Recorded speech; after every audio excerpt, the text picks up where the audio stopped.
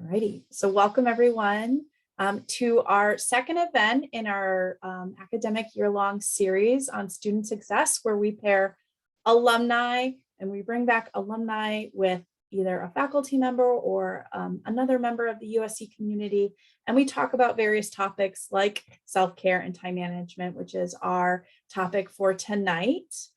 My name is Amanda Decker, and I oversee alumni relations here at the School of Social Work. So I'm really excited to have this conversation tonight. I'd like to just introduce my colleague, Josh Watson, who oversees student affairs. Josh, if you want to say a few things. Yes, thank you so much, Amanda. I am Josh Watson. I serve as the Assistant Dean of Student Affairs, as well as our Academic Integrity Coordinator for our academic unit. This is a great collaboration with our Alumni Affairs Office, as well as our Academic Affairs Office. We hope to shed some interesting highlights on various topics focused on career support and growth for you all throughout the year, each month. So really excited about this evening's panel regarding self-care and time management. Thank you so much, Dr. Watson. So I'm going to go ahead and bring in our panelists for tonight. Of course, it's not letting me right now. So I'm going to have our panelists introduce themselves. So first, sorry about this, it's being a little finicky. Oh, that's it. Alrighty. So I'm going to have our panelists introduce themselves. Tonight we're joined by Dr. Maria Hugh, an alum of the School of Social Work, Nandininarayanan, also an alum, and Tamara George, a 2011 alum. So Dr. Hugh, if you wouldn't mind introducing yourself. Sure. Thank you, Amanda. This is my most favorite topic to talk about, and that is self-care. So when I received the invitation, I was super excited to be here. I do see a student of mine. So hi, Clara. Nice to see you. Thank you so much for joining us. So I am one of the professors for the Children, Youth, and Families Department. So my role is teaching our first-year graduate students. And I also supervise several of our students who are rendering mental health services within our USC telehealth program. I live with my whole mantra is self-care. And so I believe that my life has taken various journeys in terms of what is self-care. So I was really pleased to hear and see that the NASW has really enforced that into their code of ethics starting this June. So that is definitely something that we're continuously talking about in terms of how to really care for ourselves in the midst of caring for others. So I'm really happy to be here. Thank you. Thank you. Nandini?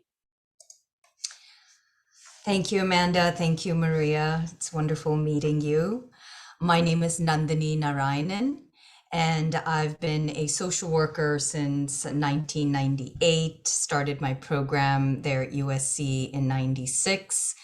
And so I feel that when I began my social work journey at USC 20-something odd years ago, one of the first things that who ended up being my favorite professor, he wasn't actually a doctor, Jed Schaefer, said was, if you are in this field and you're going to become a social worker and you want to be effective, then begin with first and foremost really taking good care of yourself and having self-awareness. And that was, to me, the grandest invitation I could receive entering into the field, because it felt like living life in full alignment, in alignment with my personal life, with my life with my family, the values that I want to espouse, that everything would really be in harmony and alignment, including what I would do and bring as a professional social worker. So I do feel that was my entry into social work. It began with this grand invitation of, if you're going to be an excellent social worker, it absolutely, without a doubt, has to include yourself and your self-awareness and your self-care. So I feel that I've really embodied that and taken that on 100% in everything that I've done in my field, in my work so far. So I'm very happy to be here and to share that with all of you and hear your questions, and thank you all. Thank you, Nandini. Tamara? Yeah, thank you guys very much for having me on as well. So I am speaking to everybody from Philadelphia, all the way on the other side of the country. But as I was a USC alum, I was in LA at one point in time, but came over here about 4 years ago. And I'm really glad that I get to talk on this topic too. I think just from the perspective of when in graduating 2011, my career is still pretty recent. It's only been about 10 years since I've been out of school. So some of the things that I started with are very fresh. Some of the memories that I have of how overwhelming it was to begin professional work, and dealing with like all the emotions that come up when you're really caring for people in such heartbreaking situations, and then coming home and figuring out like, okay, what do I do with this? How do I still serve my family well? And it's neat to be able to pass on the small bits of wisdom that I've gathered and be able to talk about with you guys tonight. A little bit more about my background professionally was I'm just a pure medical social worker. That's all I've ever done. I started out as a dialysis social worker right out of school in the San Fernando Valley with a really underserved population there. We had a large chunk of the patients where they were uninsured and I guess you could say there's a lot of financial need, but then also just culturally people were coming to this country and having to figure out our very complex medical system as well. So right out of the gate, there was a lot to learn about how to care well for them and be able to be effective.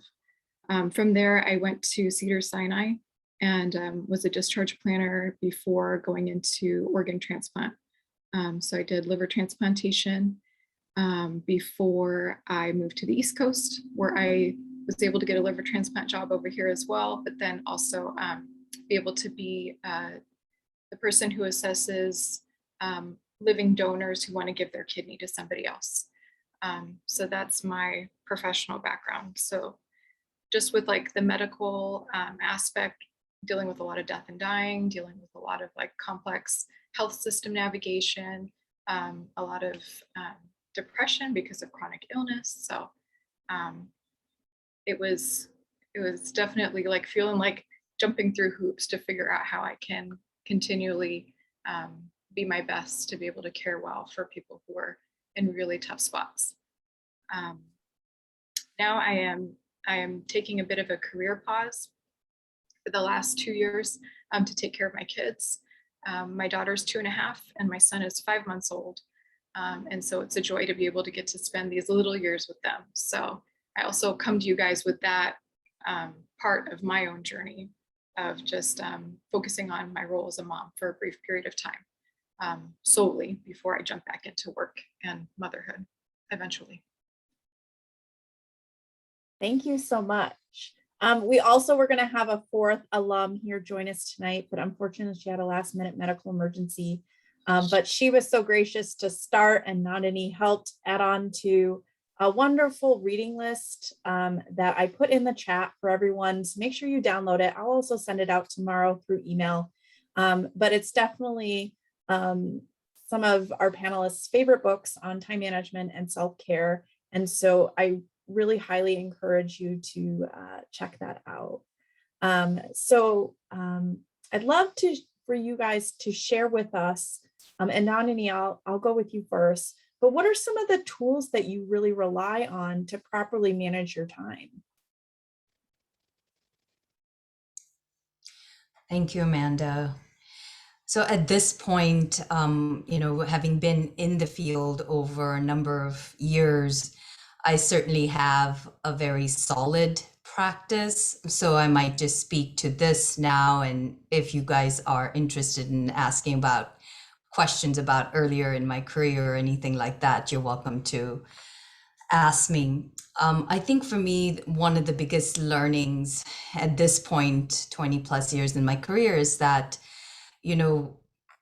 being a mother, as Tamara is saying, happened for me a few years ago. 15 years ago, I've been a mother, and I felt for myself that the mothering aspect of learning how to be the best mother for my child, who was born medically fragile and had a number of needs, it really helped me come back to social work and my role as a social worker with this added dimension of what it means to nurture and care for and not only mother my child, my baby, who had many challenges as a NICU baby. It really brought home to me the mothering that I needed to give myself. So I would say 15 years ago, at which point I was already quite a number of years as a medical oncology social worker, actually, and dealing with, all the kinds of things oncology patients face and confront: life and death, existential crises like facing one's mortality, family members who also lived through that crisis. That it really at a different level made me practice the things that we teach our clients and our patients. It really brought that home to me, having to be in a hospital for 4 months, 5 months, including my own hospitalization and bed rest. So it really helped me to embody in a very significant way the things that, as a medical social worker, I was sharing with my patients, and it really made me stop and inquire and sort of investigate in my own self. What is it that's going to make me the best caregiver, whether that's professionally or personally? And I felt very lucky to have a lot of practices, as I mentioned, a lot of it cultural, a lot of it growing up with a very strong spiritual foundation and a very strong spiritual community. My father himself, part of informing my life and my DNA as a social worker, I suppose, experienced 10 years of chronic depression. And through all of those years, the spiritual foundation was really the core of self-care, being in community, being together, even when things are really hard, knowing you're not alone. And so I knew I had a lot of experience coming into motherhood, mothering a really fragile baby. But added to that, my own deeper investigation led me to the true practice of self-compassion. And what does self-compassion, mean? What does it look like? How do you act in self-compassionate ways towards yourself? And the beauty of social work, which takes me back to day one of social work school, was whatever you're learning for yourself, you're also, going to be able to share with your patients. So to me, it was like, in a way, sort of like this teaching, learning moment that came as a huge gift, that if I were to really pause and pay attention and be with this crisis, which was the birth of my son and being in the NICU, that if I could truly just be there, and fully grieve, have the feelings that I was having, move through that experience, let the experience move through me, that if I could truly deal with the trauma of that medical crisis, deal with deal with the grief and the losses that came along with that, that it was going to inform my practice. It was going to inform my practice. So I did, so I really I took a deep dive into that and had luckily a lot of great resources to help me do that, including family and a great husband and so on. So I would say self-compassion from 15 years ago, my son is 15 and a half now, to this day, self-compassion is at the heart and the core of my self-care. And it has many features, including, being aware of what you're experiencing, what you're going through, having really good boundaries, the ability to say no, that when you're saying no, you're actually saying yes to something else. So becoming very good at being able to say no, and finding all the ways in which joy can fill me up, or what brings me joy, what brings life into my life. And so, there was all of this knowledge, and many of you might be aware, there's amazing work in self-compassion, Dr. Kristen Neff, Dr. Christopher Germer. So you can actually do courses that are CEU courses, but then actually receive all of that first and foremost in your own being, to practice self-compassion, and then it becomes something you embody and you teach as well. So I would highly recommend that as one of the resources if you'd like to explore more about self-compassion. But that is the heart of it. And I suppose the last thing I'll say is that whatever form of self-care, whatever you choose, the key I find is the commitment you bring to it. And without commitments, there's hundreds, millions of great ideas of self-care. But if I didn't have commitment towards my own self-care, it doesn't really matter how much I know and what I know and who I know and the resources that are there. And so for me, the commitment piece was a no-brainer. I had to commit because it was a commitment to self and to my child. And if I was going to make my commitment, it became very clear in those early days as a NICU mother that there was actually no difference in caring for my son and caring for myself. They actually went together. And if my self-care was going to go down, guaranteed the capacity with which I could stay present and be there and aware and responding to medical changes and crisis day to day, moment to moment would suffer. So I think the commitment is the key. And the hard lesson is that, and I think it's changed and it's improved with these 15 years, but it's so much easier to make that commitment because it's towards someone else, not yourself.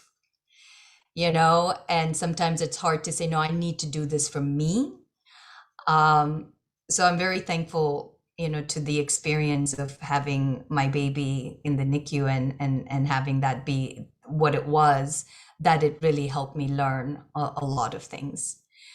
And part of that self-care involved me becoming a yoga teacher and becoming a mindfulness teacher and so on, which then just helped me layer on more and more affirmative practices that just kept my commitment that much more solid and grounded.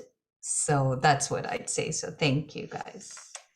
Thank you so much. Dr. Hugh, what, that our MSW students are juggling a lot right now with their coursework and with their internships. And what advice would you give them in terms of tools that they can use to properly manage their time? Because they might also have other commitments, family commitments, other life commitments. Yeah. I do want to just give, I want to make sure I'm pronouncing your name correctly. Is it Nandini? Let's close, Nandini. Don't Nandini, worry. I love what you just shared about self-compassion, because I also breathe that as well. And I love your story about your son. Many blessings to you. But anyway, I was a student just like all of you back in 2003. And I know what it's like. I was married and had 3 kids. And so I started full time. And I was one of those ambitious, hi, you're Red. I see another familiar student. And I was that ambitious student that wanted to do it all and felt I could do it all. And I was on a timeline and I needed to graduate by a certain time. And I just remember feeling very stressed out, feeling really stressed out and having some physical symptoms like headaches and just not feeling well. And I wasn't too sure what that was about. So this is where I started learning a lot about self-care and a lot about managing my time. I didn't know what boundaries were back then. You know, growing up, I'm half Chinese and half Salvadorian. I was raised in a immigrant family where we didn't really talk about boundaries. So I didn't know what boundaries were. There was so much stigma that was attached to setting boundaries and self-care. So I had to learn that in school. And so I just can tell you from my experience, one of the biggest things that I've learned to do is to set those very clear boundaries. Saying no is such a powerful word that I wasn't used to saying. I was always saying yes, yes, yes. And I was getting burned out. So I had to really learn the importance of boundaries. And I just remember meeting with another faculty member who was talking to me about what is a blurred boundary, what is a rigid, like just all these. And she was talking to me about it's so important that when we are in this program that we set boundaries around our internship, because a lot of you are in your field internship, are juggling a life outside of USC, are juggling work that you're probably working, right? And your coursework. So what I have found to be helpful from my experience is creating my own calendar, making appointments for myself. And I think that was one thing that I had to do for myself is making just like how you make your appointments to go to class, right? And just like how you make appointments to go to your internship, make appointments for yourself. Be selfish in that. Because if you don't do that, I'm telling you, and I can honestly say to you, I was burned out because I wasn't making an appointment. I wasn't caring for myself. I didn't know what that looked like. I didn't know what that meant. So I had to really learn through that process. So no lie, I've created my own self-care plan in the sense where it's not just eating salads and having a cup of coffee. You know, it's more than just that. You know, it's about like letting go of that self-doubt, connecting within yourself. Sometimes I know that we are our hardest critic and we let these negative voices take control and sort of make us question a lot of that. So I found myself being very mindful of that and doing the work that I needed to do to connect with myself. Spiritually, I think that's one of the biggest things that I have. My mother is Catholic and my father was Buddhist. So believe it or not, I've taken on both, you know, you would walk into my parents' house and you would see La Virgen Guadalupe and you would see the Buddha, you know, and I've taken on both of those spiritual practices that have really helped me get through some of my struggles. And I'll tell you, I used to talk very negatively to myself. I was so self-critical of myself. And so I had to learn a lot about perfectionism in terms of how damaging that could be to be a perfectionist. I encourage you to read a book by Brené Brown, who she talks about perfectionism and how it can really cause depression, anxiety. It can just be so damaging, and ways in which that we can love ourselves. So she has another book about self-love, about self-compassion. So it's taken me a long time to get to where I am. And so it's a lot of work, a lot of honesty. So I think I had to be really honest with myself, a lot of self-reflection. And I love what was said earlier was that you know, in order to be a social worker, you got to work on yourself, right? It's to build that self-awareness. So it's taking the time to really learning some of your stressors, right? And letting go some of that judgment, and embracing who you are, right? Embracing who you are in a positive way. And so I know that many of you are at these internships where you're being evaluated since the moment you get to your internship, and it can be very anxiety provoking. It can be. So one thing I tell the students is be gentle with yourself, make mistakes and learn from them, and be vulnerable, allow yourself to go there. And, you know, we've all been there, and you're still a student and you're still learning, and we want to see you learn. So that in a nutshell is some of the information that I just share with my students, and just take care of yourselves. I did buy a Peloton bike. So if anyone has Peloton, let me know. We could be friends, because I make appointments with myself. I do first thing in the morning and then in the evening. So that's my self-care. Eating healthy. You know, when you go to your internships, some of you don't have time to go out and even take care of yourself in terms of like nourishing yourself. I'm finding that some students are not eating because they're so busy, you know, or they're binge eating and just having one big meal.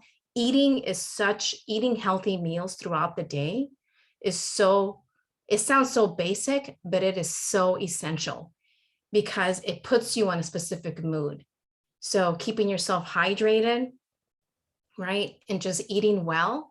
And then also, I think one of the last things I want to share is that I just remember, you know, being with my kids and my spouse. They're like, self-care, Mom, where are you going? You know, what are you talking about self-care? So I think I felt like it was so important to engage my support system into my self-care. I had to talk to them about what that meant. And I also had to talk to them about time management. Like, listen, I'm going to be studying from this time to this time, and I'm going to be internship from this time to this time. And guess what? We're going to be together so really scheduling times when you could be with your boyfriend, girlfriend, neighbor, whoever it is, so you can have that, you know. And so once you're able to organize all that, trust me, it will just, it's a grace in itself. So.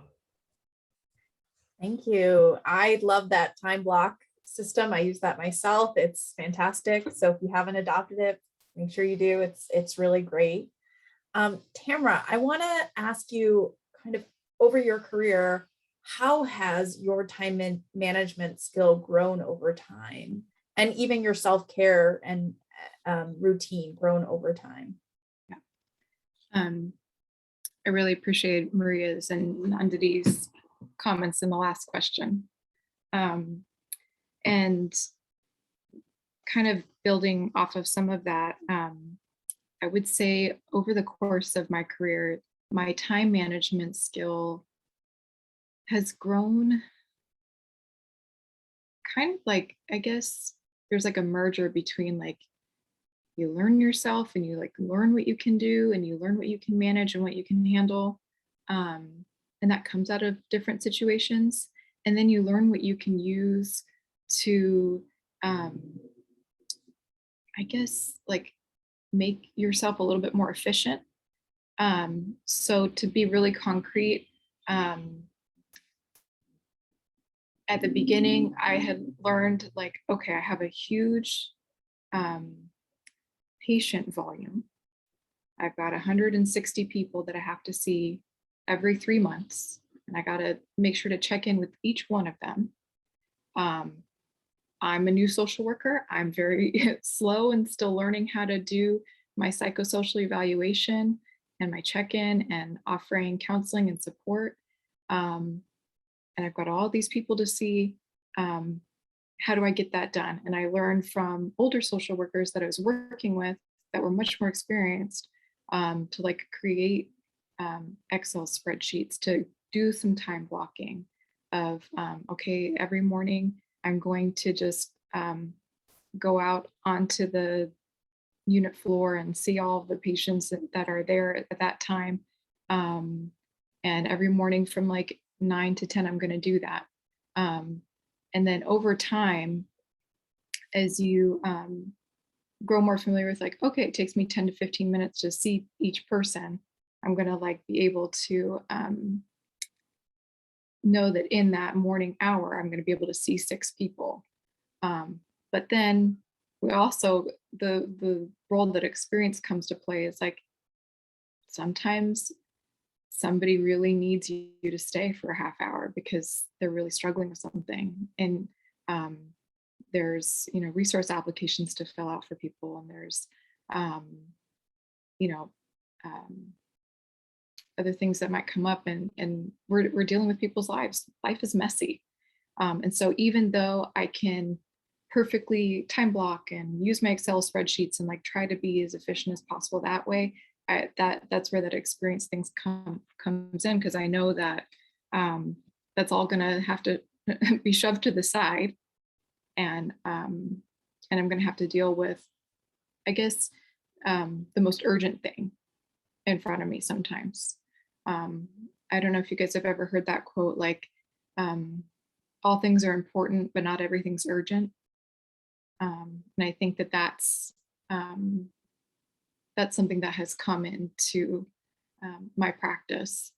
And I wasn't aware of that at first. At first, everything was urgent, everything was important. I had to try and get everything done all at once. And then over time, like I said, you eventually learn of like, okay, it's really urgent that I go and support this family whose loved one is dying in the ICU. And being able to help somebody apply for insurance assistance is also important, but it's not as urgent. So you can kind of triage down. So just to kind of give you guys some examples that way. And the last thing I'll mention that I wasn't fully cognizant of at first, but it's interesting to like look back, is that I see time a lot more layered than I used to. I used to just see time as like, I got to just respond to things. I got to respond to this paper that's due. I got to respond to my need for groceries. I got to respond to my poor mom who I haven't called in like 2 weeks. And instead of looking at time so much as like, I got to respond to all these things. I guess, where was I going with this? I lost my train of thought. I guess I see time in that more layered way. Like I have these small chunks of time that I have to manage, and I have a larger chunk of time that I have to manage. So what I mean by that is, so I've got 5 or 10 minutes that has opened up. How do I use that right now? Or I have a patient assessment I have to do for the next hour. How do I manage that time block? But then the larger chunk, how am I going to manage the next year? How am I going to, you know, plot out all the things that I need to get done for my role in this next month? So really, I guess, at first I wouldn't take the time out to manage those 2 different layers of time. But now I found that that was important to do. It's important to sit down once a month and just be able to think about, okay, how am I going to manage these larger chunks of time? And yeah, learning that it's okay to put things off till tomorrow sometimes. You don't have to get everything done before you leave. So those are some things that I've grown in. Great advice. There will always be work. It's infinite. You will never get it all done in one day. So Nandini, why don't you share with us some of your favorite self-care practices or techniques or anything that you'd love to share with the group? Sure. Thank you, Tamara. Thank you, Maria. It's so reaffirming to hear how social workers are prioritizing that self-care. And it's wonderful to add that wisdom, you know, into the collective. For me, I find that it's some of the things that I used to say to my patients all the time, which is what I'm interested in is doing little things and do enough little things that it makes a big difference, you know, and you don't have to do the one big thing and that's like your champion moment of self-care, but it's like do enough little small tiny things, and it will in total be transformative. It will transform. And I find that's true in my experience. So for example, a lot of what helps me is to in the spirit of mindfulness, in the spirit of yoga, for example, is just take that one breath, you know, and be able to focus fully on, you know, in fact, at this moment, like we could take a big inhale and even take a big sigh out and offer yourself that, you know, offer yourself a big exhale to really just let it go, you know, to let go and start with this next breath, like a fresh breath. It's a brand new breath. It could be as simple as that. It's also for me, surrounding myself in any office that I've ever had. I made sure to have something live, like live plants. Having that life, especially in cancer centers, for me was really important because things can be very sterile. You know, things feel really sterile, and there's needles and IV bags or radiation equipment and all of this. And so just having life, you know, even if it were sometimes rocks or pebbles I might have collected on my walk at the ocean. And to me, it might not mean, it might just look like rocks to someone else, but to me, it takes me to that moment when I was on that walk on my favorite beach with, you know, my favorite people, and I picked up that rock, and it takes me back to that moment of having like a refresh, a reset. It also helps me to move a lot. You know, these are those tiny things. We're not talking about, for me, self-care is very ordinary. And it helps me to keep it really ordinary, because when we start to make self-care be something like so extraordinary and luxurious and like a pedicure, manicure, it's like, forget about it. You know, I don't have time. Pedicures and manicures would be nice, but that doesn't equal self-care for me. So I think really asking yourself, whose definitions of self-care are you going on, and to define that for yourself, you know, listening to music. So even in sessions, it actually, when I was bed rested for 3.5 weeks in the hospital in Boston, is where this we were when my son was born. Even the nurses on the antepartum unit would walk into my room because I always had music playing. I purposely had a different lamp on my desk in my office, so I didn't have to have those obnoxious fluorescent lights, because to me, like that wasn't soothing. You know, it didn't do much for my nervous system. Like my nervous system was unnecessarily revved up, and I'm like, I don't need that. So having just a smaller lamp, a little yellow light, you know, that I could keep on most of the time, and if I needed to switch on the bigger lights to make a patient comfortable or something, I could. So I suppose a simple way to say what I'm saying is, how do you care for yourself in a very yoga mindfulness way that has to do with your 5 senses, right? Whether it's the sense of sight, smell, sound, taste, and touch.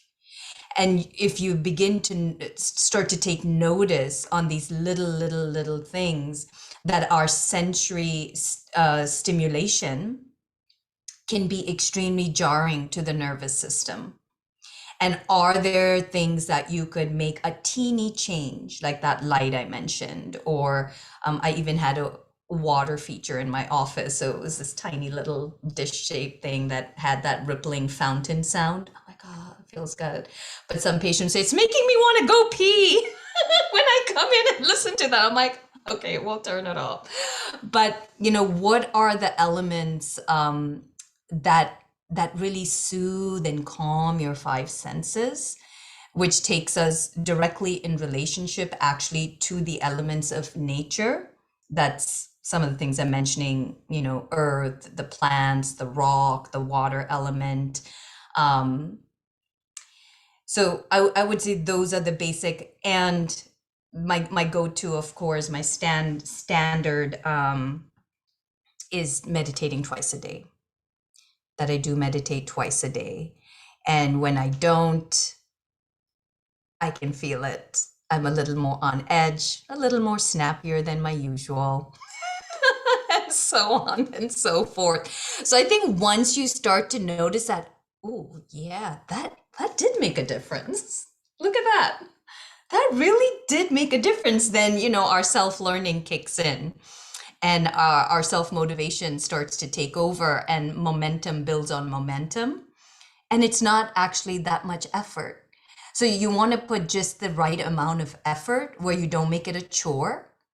And then this is yoga. And then the right amount of effort actually builds more energy, not drains your energy. So it's like the self-discovery process, self-awareness process as well. So I'll stop with that, guys.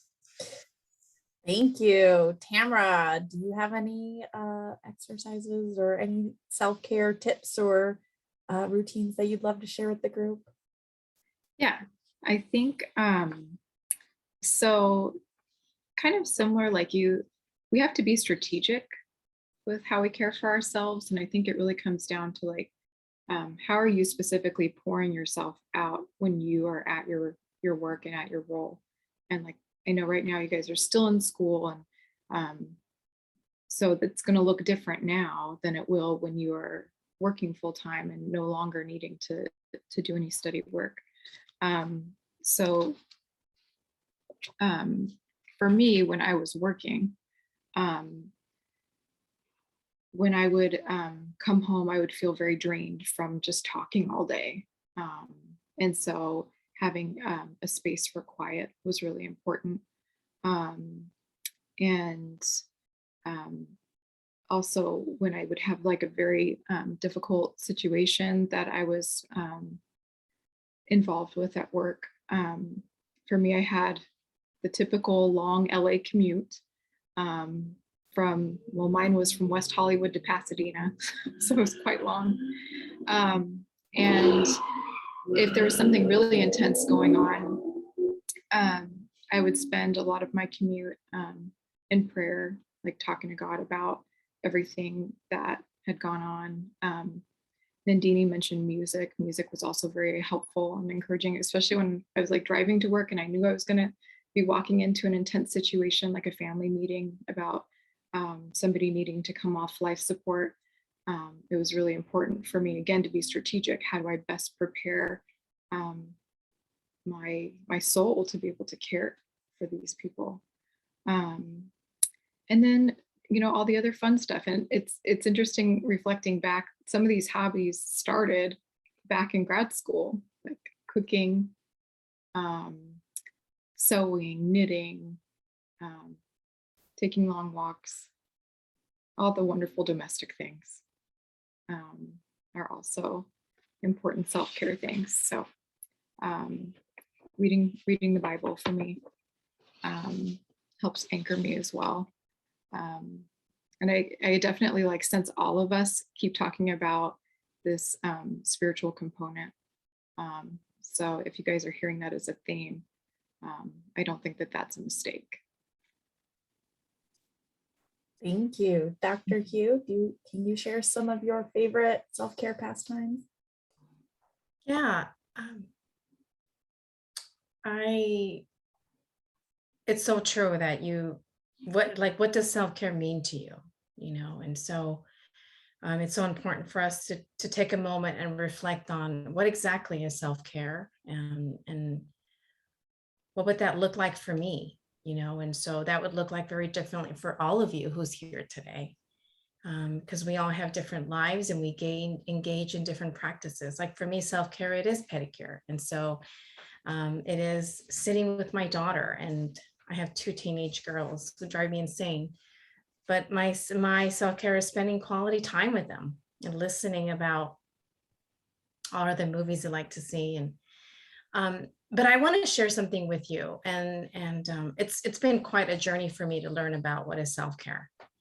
And so it's something that I feel that it's so constantly being used, and there's so many different ways to do it. So what I have learned professionally and personally is that I've embedded my self-care to be into various domains. So for example, for me, okay, so financial self-care is very important for me. I want to retire and be okay.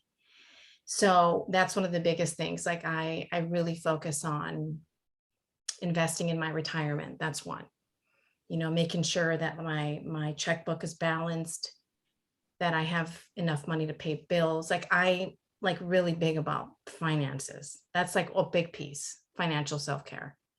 And another piece of self-care is socially. You know, I don't have a ton of friends, but I have a couple of very close friends that I love to connect with and talk to, even if it's a text. What's up? Hey, I miss you. I haven't heard from you. You know, let's go have some coffee or whatever it might be. Engaging in that, talking to someone in your family that you love to talk to. And I think it's a cousin of mine that I love to talk to who lives in Texas, and I miss her so much. You know, so it's that. And I think it's another piece of it is spiritually. I love, Tamara, what you said. And so I have these constant conversations with the higher power. I do. Like, God, please give me the strength to get me through this day or whatever it might be. When I wake up in the mornings, I think what every day that I wake up, I just, I say, thank you, God, for giving me life and the air that I breathe in. And I just sit on my bed and I put my feet on the ground before I even get up, take a deep breath. And I look at my schedule. I have to have my cup of coffee. I can't function. Any coffee lovers here? I love coffee. I have to have one cup of coffee. So one cup of coffee, it just sets me. And I think one thing I do is with my food, I'm really big on food. So when I go into work at USC and I see Josh, like I pack my lunch. I know what I have to eat. I stay hydrated. And there's days that I'm going to splurge a little. Like when I see Clara in class, I'll splurge after class and I'll go have a nice little chocolate muffin or something like that, you know. And another part of another domain that I like to really go into is this emotional self-care for me. And that is just being kind to myself, that even though I teach for a living at a very prestigious university, the expectations are so high, but I try to really be gentle with myself. Like, hey, I'm going to be as authentic and as real with my students, and I'm going to do the best that I can, and I'm going to make mistakes. So I think it's embracing that I'm human and that I'm going to make mistakes, and that I'm going to always add this layer of compassion to whatever I do. And then another part of the domains that I love to integrate is this intellectual domain. And that is, I love to learn new things that are out there. And so I'm always engaging in either spiritual classes, or I join a book club, or I'm taking some kind of a class on an evidence-based intervention like EMDR, you know. So it's just, I really have used this model. If you are interested in it, so Megan, no, her name is Margaret Swarbrick in 2006, who is a researcher. She created this self-care plan that consists of 8 domains, and she considers it as an evidence-informed approach for everyone to utilize. And in her story, she shares that she had literally a mental breakdown. She was experiencing her own struggles, and she said, wait a second, I need to create my own model. And so ever since then, I've been using her model. So I can put her name on the chat box if anyone is interested in using it. And so one of the most fascinating aspects of this self-care model that she uses is that it's all interconnected. Okay, so it aims at achieving this healthy, well-balanced lifestyle. And so I'll share it with you because to me, it's made some miracles for me. So yeah. Perfect.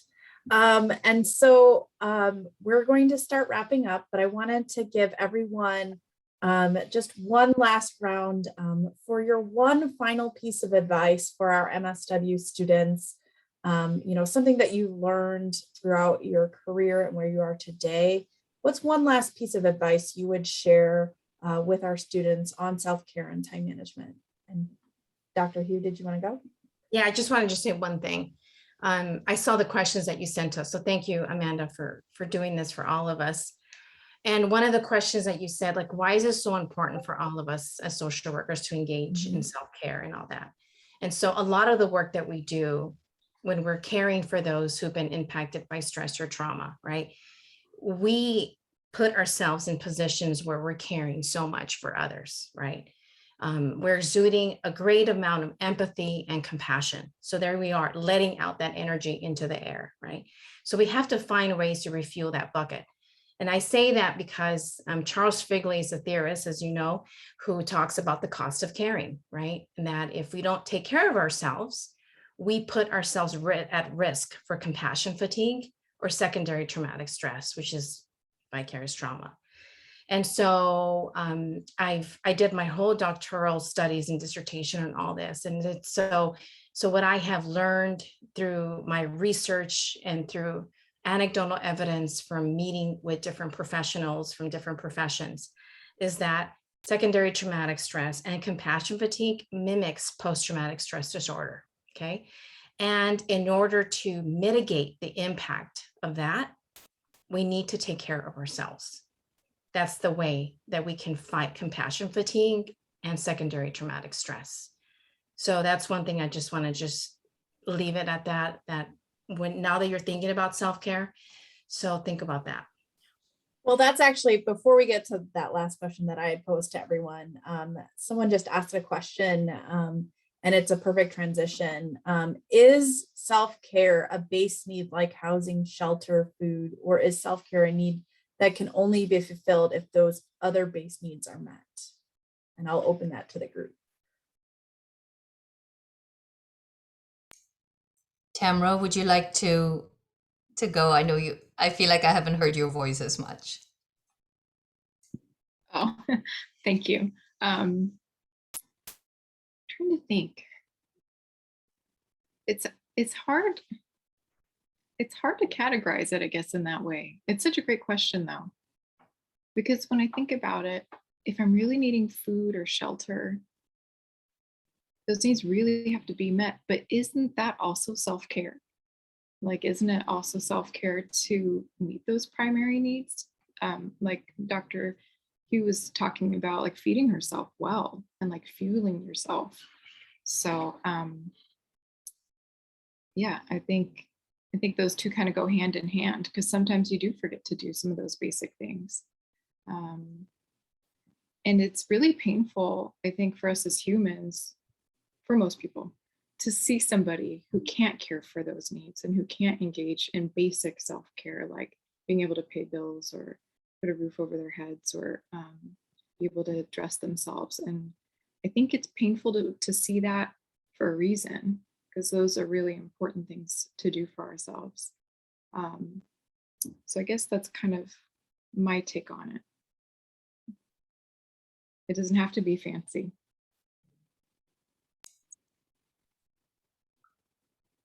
Yeah, I think that's a great question. And my idea of self-care these days is based on a lot of living through a pandemic, as we all have, and that we are all traumatized, and that we have all gone through all kinds of traumas, watching the world suffer, watching hundreds and thousands, millions die. I have family in India. My in-laws live in India. Watching front lines, in different continents, of how this is ravaging people in different demographic, different strata, different backgrounds, different cultures. So I think for me, self-care nowadays means and looks like also using my and claiming my power where I need to be powerful. And I feel that as social workers, we're very good at empowering other people. This is going to be a big part of what you're going to be doing out in the world, if not already in your internships. And I find that whether it's self-care, you know, in the day-to-day little small ordinary ways that I was mentioning earlier, or in the most powerful ways, that we have to be the models. We have to be those models. And for me, again, going back to what is my motivation is my son, you know, my nephews, my nieces, and all of their friends and all of the future generations that are yet to come. And it really has been kind of revolutionary, listening and being with BIPOC mentors and teachers of mine that are not social workers, because I never, unfortunately, got to have even 10 BIPOC mentors or teachers in my schooling up until all the way into graduate school. So it has been for me this moment of really stepping back and reviewing even what I think I know self-care is, and it has really worked for me, but to really constantly challenge my own knowing and definitions of that. And currently, you know, truly it's understanding at a bone deep level that my self-care includes the care of every other being on the planet. And that if someone down the road or someone, you know, is suffering, whether it's a patient or just some stranger, that their suffering is going to hurt me as well, you know. And it's very obvious, I feel, in this pandemic months that we have seen how we're all interrelated and interconnected by simply the air we breathe, and the virus that we can catch. So to me, self-care now really is looking at who and what am I including in that definition of self, you know. And that's where I'm at my edge, practicing at my edge, and to really continually be in the practice. You know, to be in the practice is nothing like arriving, or I think it's a practice in the most meditative, mindful sense. So that's where I'm at. Thank you. I do want to give every panelist one last opportunity to give that piece of advice or last thought for our students. And Tamara, if you want to go first. Sure. I think just thinking about and reflecting on this question, I think if I were to go back and tell myself, and something that I'd want to share with you guys is, don't forget the big picture. So when I was in school, I would just get so mired down and like, I've got this due and that due, and I've got to run here and run there and do this. And oh no, I messed up again. And you know, you just get really, really lost in all of it. And even going into work as well, you can get really mired down in all the difficulty and all the suffering. But I would just say, like, don't forget to make space to zoom out and to get perspective, and to really like seek out truth, and to seek out everything that's going on in your life, and to not neglect the fact that in all of this, your character is being formed, and that, Lord willing, down the road, that'll be used too.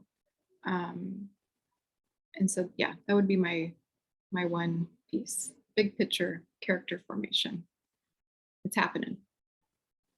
Thank you. Nandini? I think for me, what's been really pivotal is understanding in terms of our professional roles that I'm not alone and I can't do it all, you know, and to really have humility. And so for me, humility is not that we're inferior or less than, or we somehow are not equipped, but rather that, you know, when I can really feel the humility, I can feel the power that's bigger than myself, which both of our panelists have also alluded to, that I'm not alone doing this, and I can call upon, whether it's my medical team that I'm a part of, or my supervisor, or my coworkers, my colleagues, that I'm not alone. So I think the sense of feeling that I got to do it all, or this, like, this patient or person is depending entirely on me, I find that that is actually not useful or helpful. So that's practically speaking, you know, in terms of our professional roles, but also in terms of self-care, to really sense or feel all the ways in which that you belong. You know, you belong to this humanity. we all belong to this human family, and that we're all getting through this together.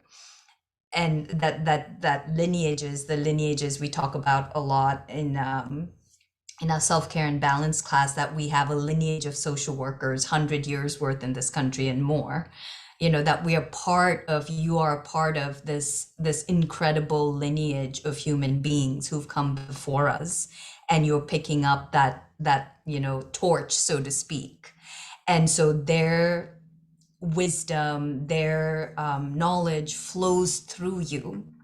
So to me, that's something like trust it, you know, trust that will grow, it will sprout, it will flourish, it'll blossom inside of you. Trust in your lineage, your social work lineage. There's power there, and you can count on it, you know, you can depend on it. So yeah. Thank you. And Dr. Hugh.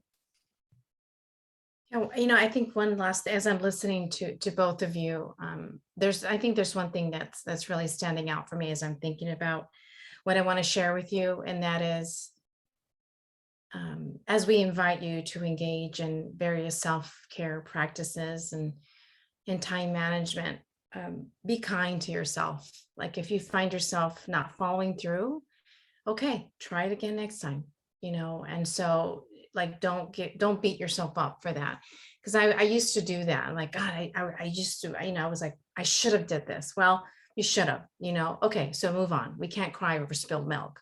So we just want to just continue to do that. And just, I really live by just managing my time. And so, you know, there's certain days that I work from home, certain days that I go into campus. And so what I find myself doing, I'll say, okay, I got to do a Peloton bike at 6 a.m, which is so early. So I'm going to do it. So I want to sleep in a little bit. So I'm going to do it in the evening. So I have a meeting, let's say with Amanda Decker. And then I try not to schedule meetings back to back. So if you're at your internship and, you know, you have to see clients, or try to really balance your time where you're not seeing clients back to back, because it is so overwhelming to do that. And then try to really come up with some realistic things that are good for you. You know, meditation used to be something very foreign to me. And I think at first I was like, well, someone has to teach me how to meditate. Like, this feels sort of different because I keep thinking about different things. And I've learned that you have to let those thoughts flow and just be present in the moment. And I had to learn that. And you could do those mindfulness practices, you know, as you're walking to the bathroom, you know, as you're walking to get your cup of coffee, you know. So I would just invite you to really think of ways that fit you, right? That feels right for you, because the three of us are giving you what works for us, right? And so we just invite you to think of things that you could do for yourself, things that fill your bucket, right? So we just invite you to do that. And yeah. And I want to just take a moment to thank all of you who are here today, because that really goes to show how much you care about yourself. Just you being here today, you're engaging in that intellectual self-care. So that, in a nutshell, is you're engaging in a self-care practice. So kudos. So please give yourself a pat in the back for being here with all of us, because this really goes to show how much you love yourself for being here. Thank you so much. So thank you so much, everyone. Josh, I'll throw it to you if you want to say any last minute words before we close out. Wow, just really appreciate our panelists this evening, all of that you were able to share with everyone today. It was great. And to echo what Dr. Hugh said, thank you all for being here throughout the presentation. Just really appreciate you all taking the time out of your very busy schedules. We have a fall break coming up, and that is something that USC did not always have, but students advocated for it and recognized the need for it, and administration followed through. And so current students get to benefit, from a change like that. So sleep in. So thank you everyone for joining us for tonight. We will be back here again next month. If you missed last month's Welcome to the Profession event, it is on the school's YouTube channel, so be sure to check it out. This one will be on the YouTube channel as well, so if any of your colleagues missed it, be sure to send them the link within a few days. Next month, we will review resumes and cover letters. Very exciting. So we look forward to seeing you again in a month. And as always, fight on. Bye, everyone.